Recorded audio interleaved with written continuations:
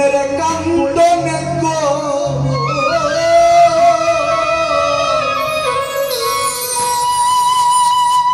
এই ঘরের পরিবারের কান্দন কয়েকদিন পরে থাকে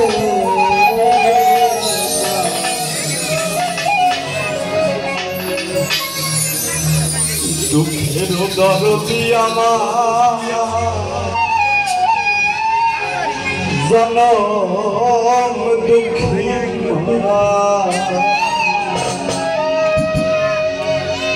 দুঃখের দরদি মা জনম দুঃখী মা ভাবিনি আমার জনম দুঃখী মা দুঃখের দরদি মা দুঃখিনী গর্ভধারিণী আমার জনম দুঃখী মা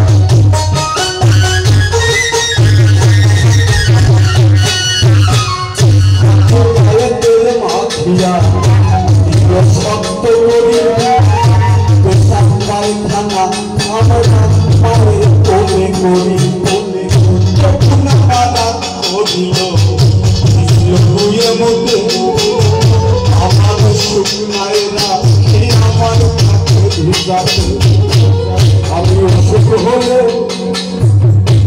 দেখি যা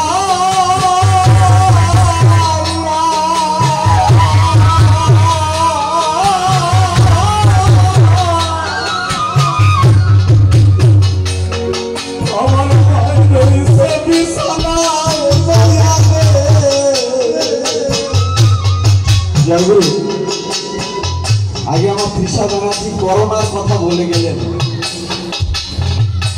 এই করোনার স্মৃতি হয়তো আপনাদের কারো কারো এখনো আছে।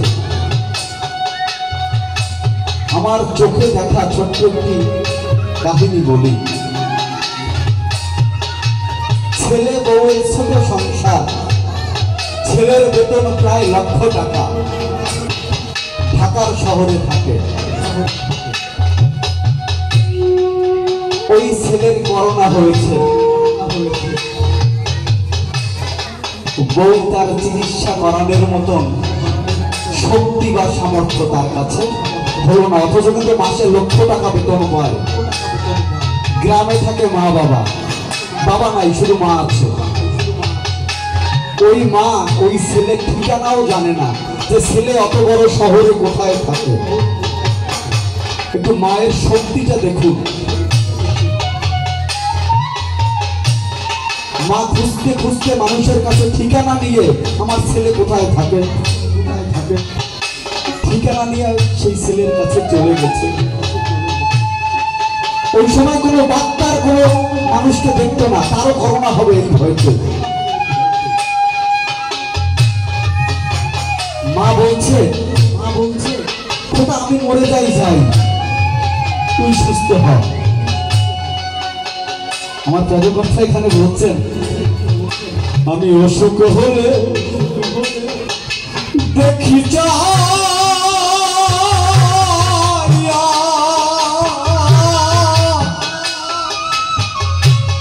আমার মায়ের রয়েছে বিছানায় বইয়া রে, আর কেউ না থাকুক, অন্তত যার মা আছে তার একটি শক্তি আছে। আমার অসুখ হলে দেখি চাইয়া আমার মায়ের রয়েছে বিছানায় বইয়া রে, আমার পৃথিবীটা বলো না সন্তানে দেখিও না, দুঃখের দারবি আমার জনদুঃখী মা গো, দুঃখের দারবির মা জনদুঃখী মা, দুঃখের দারবি আমার জনদুঃখী মা।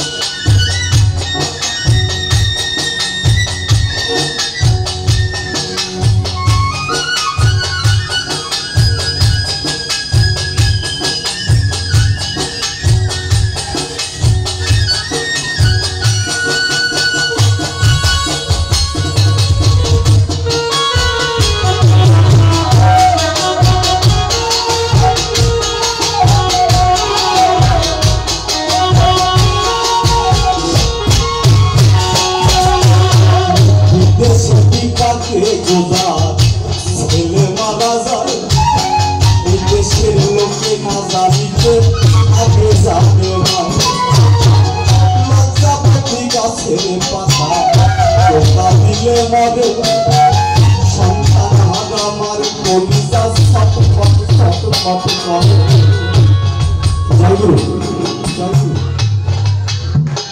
ছোট্ট একটা গল্প বলি, আপনাদের সময় নষ্ট হচ্ছে না তো? ছোট্ট একটা গল্প বলি। অনেক জ্ঞানীগুণী মানুষ আছেন, হয়তো জানেনও আপনারা বিষয়টা।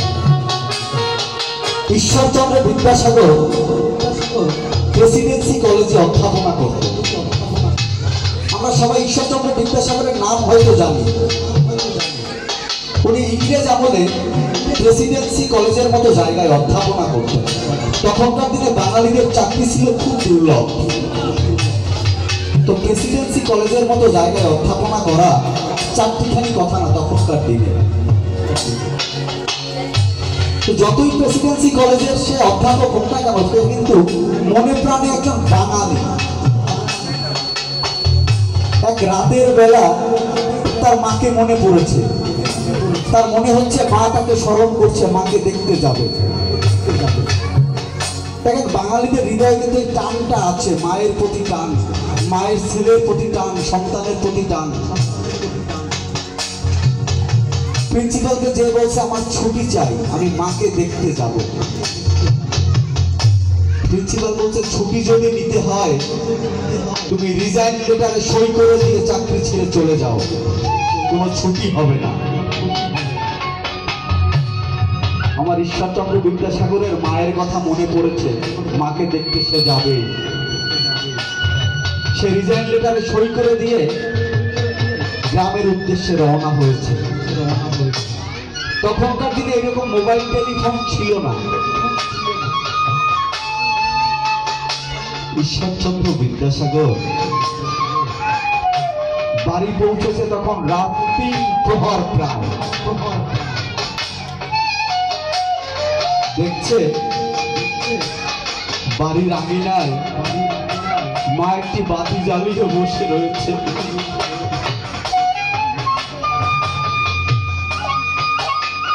ঈশ্বরচন্দ্র বিদ্যাসাগর বলছে, ও মা! বাড়ির ও মাথা থেকে ডাক দিয়েছে, একদম মায়ের অন্তর ছেদ হয়ে গেছে। ও মা, তুমি এখনো জেগে? মার একটি উত্তর, খোকা তুই আসবি আমি জানতাম। মায়ের কত বড় নাম! অনেকের ছেলে দূর দেশে থেকে লেখাপড়া করছে, ব্যবসা করছে।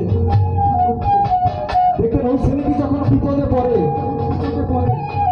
মা স্বপ্নের ঘরেও টের পায় আমার সন্তান বুঝি বিপদে পড়েছে। মাকে মোবাইল টেলিফোন করতে হয় না। তাই আমার পদকর্তা বলছে,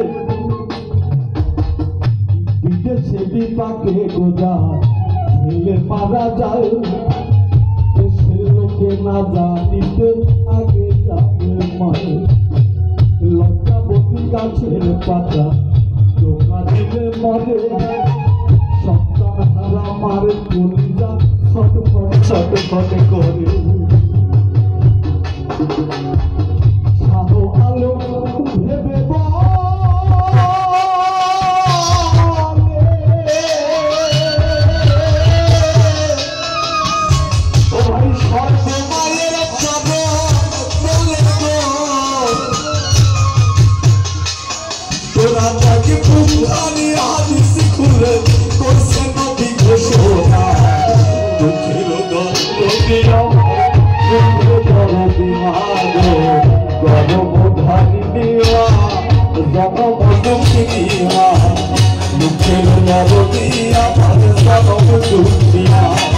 আমার মায়ের কান্দ